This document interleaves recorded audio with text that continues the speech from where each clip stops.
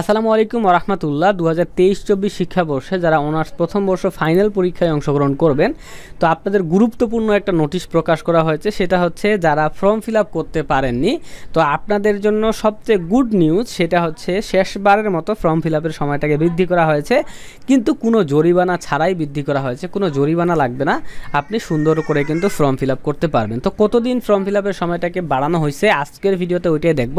তো চলেন ভিডিও শুরু করা যাক।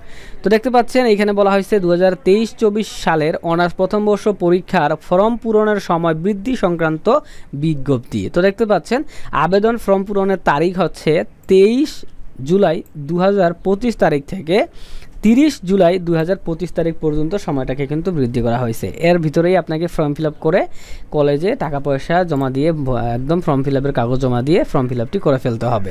ঠিক আছে, তাহলে আপনার অ্যাডমিট কার্ড আসবে, অন্যথায় কিন্তু অ্যাডমিট কার্ড আসবে না, পরীক্ষায় অংশগ্রহণ করতে পারবেন না।